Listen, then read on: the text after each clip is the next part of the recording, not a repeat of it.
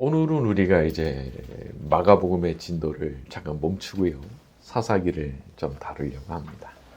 이 사사시대는 이스라엘 역사 중에서도 가장 영적인 암흑기에 해당한다고 볼 수가 있는데, 그 암흑의 시대에 하나님께서 어떻게 역사하셨는지를 보면서 오늘을 살아가기 위한 지혜를 얻고 하나님의 풍성한 은혜를 경험하는 시간이 되기를 바랍니다. 자, 우리 1장 1절로 갑니다. 사사기 1장 1절. 여호수아가 시작. 여호수아가 죽은 후에 누가 먼저 올라가서, 자, 이 전쟁이 계속이 됩니다. 물론 여호수아가 거의 모든 지역을 다 정복을 했지만 곳곳에 아직도 정복을 못한 곳이 있었어요. 자, 여호수아가 죽은 후에 이렇게 시작하죠. 여호수아가 누굽니까? 모세를 이어서 너무나 멋지게 리더십을 이어받았던 사람이고, 보면은 일평생 거의 흠이 없어요. 여호수아는 모세한테는 백성들이 많이 대들었잖아요. 근데 또 여호수아한테는 아무도 그렇게 한 사람이 없어요. 그 대단한 리더십이죠. 거기다가 모세는 못했지만 실제로 요단강을 건넜죠. 여호수아는 백성 건드리고 요단강 건너가서 거기서 직접 전쟁터 나서가지고 하나하나 이거 다 정복을 했던 그런 사람이죠. 그러니까 이 위상이 대단한 겁니다. 자, 그런데 문제는 그런 여호수아가 죽었다는 거예요. 이제는 여호수아가 더 이상 없는 거예요. 여러분, 우리도 비슷한 상황에 놓일 때가 있습니다. 내가 의지하던 누군가가 있었어요. 혹은 내가 의지하던 뭔가가 딱 있었거든요. 근데 어느 날 내가 의지하던 그 누군가가 사라져버리고, 내가 의지하던 그 뭔가가 거기 사라져버리는 거예요. 여러분, 그거 어떻게 해야 됩니까? 포기해야 됩니까? 나 이제 전쟁 안 해. 다 그만두고 그냥 주저앉아야 되는 겁니까? 아니죠. 여호수아는 죽었지만, 내가 의지하던 그 사람은 사라져버렸지만, 내가 의지하던 어떤 것은 또 사라져버렸지만, 나는 여전히 나한테 남겨진 내 싸움을 싸워야 돼요.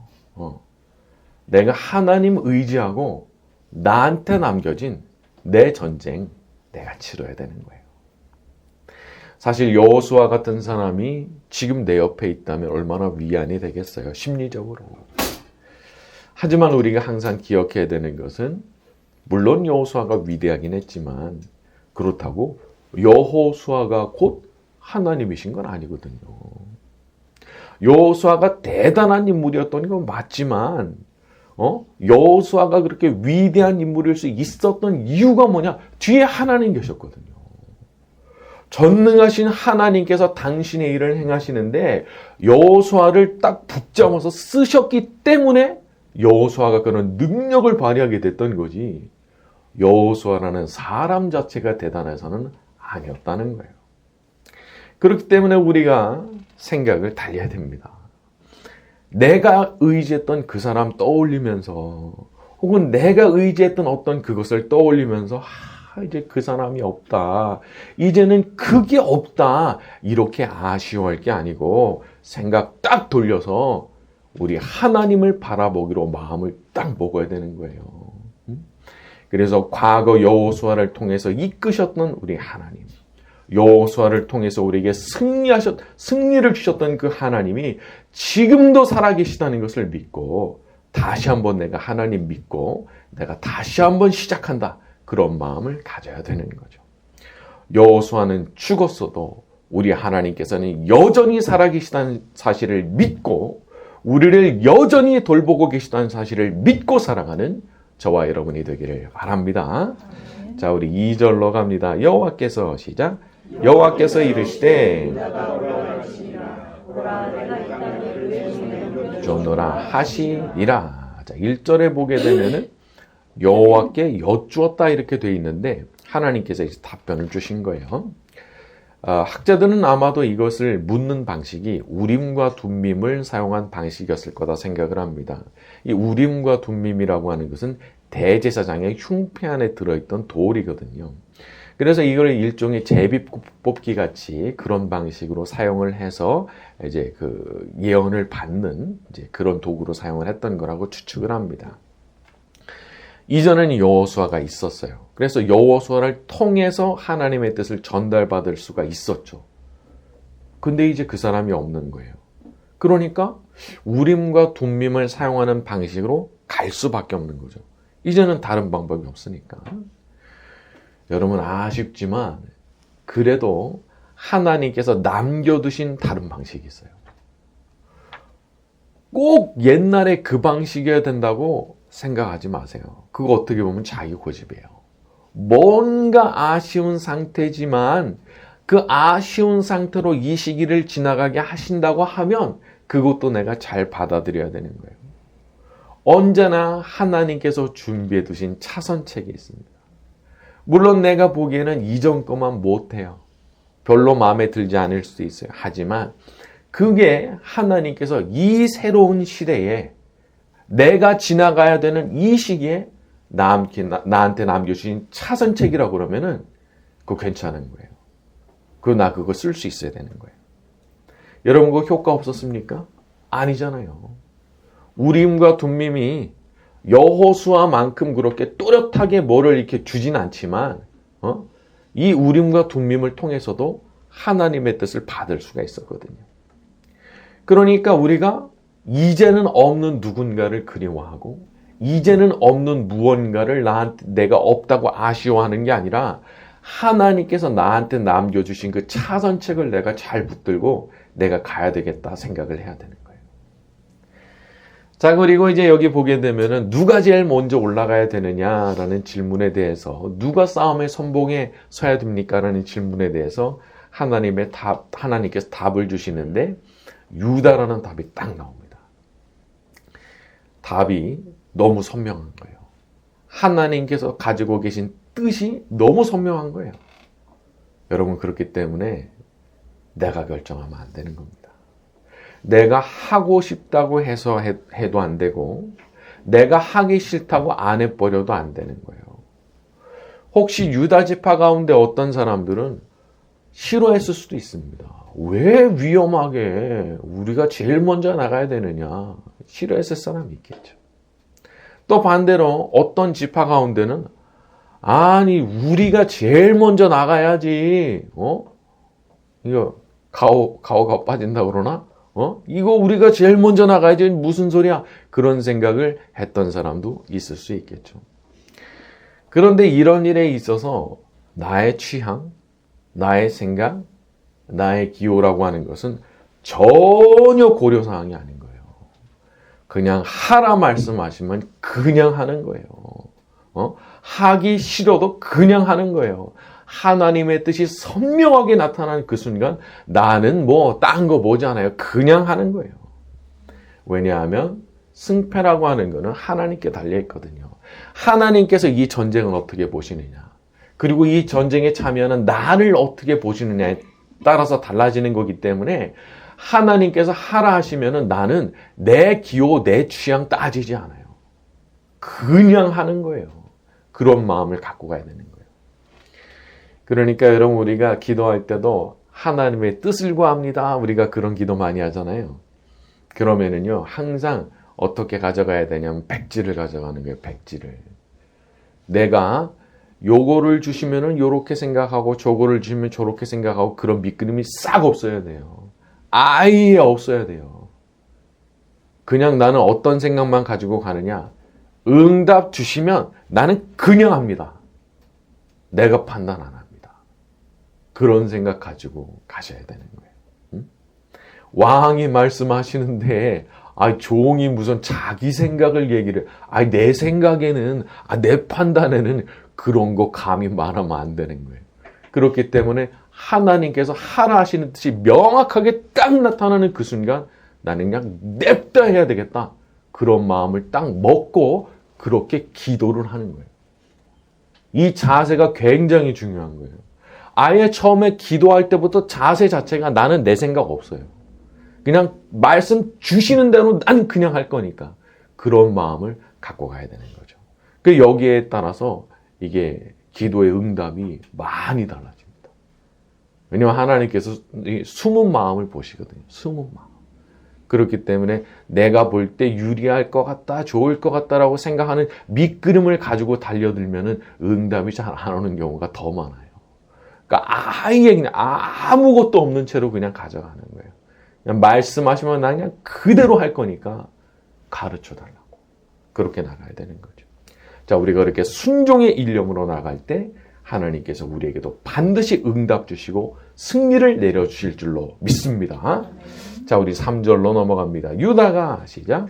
유다가 그의 형제 시므온에게 이르되 내가 제 기쁘고 얻은 땅에 나와 함께 올라가서 가나안 족속과 싸우자. 그리하면 나도 내가 제 기쁘고 얻은 땅에 함께 가리라 하니 이에 시므온이 그와 함께 가니라. 자, 이 유다 지파는 이스라엘 12지파 가운데서도 제일 힘이 있는 그런 지파였습니다. 민수기 10장 같은 데를 보면은 광야에서 행진할 때도 유다가 제일 앞에 가게 해요. 그리고 기업이 제비를 뽑을 때도 유다가 제비를 제일 먼저 뽑습니다. 그리고 또 여호수아서 같은 데 가서 보게 되면은 이미 자기 땅 받았거든요. 근데 추가로 거기다 갈렙이 딱 나와가지고 철병거 있는 헤브론 보내달라 그래가지고 거기를 또 점령을 해요. 그러니까 어떻게 보면 이 12지파 안에서도 이 유다는 진짜 선봉에 서 있는 사람이거든요. 제일 뛰어난 지파고 제일 힘이 강한 지파였어요. 나중에는 여기서 다윗도 나오고 예수님도 나오죠. 자, 어떤 분은 이걸 보면서 하나님께서는 힘이 있는 사람한테는 그만한 걸 요구하신다, 그렇게 말씀도 하더라고요.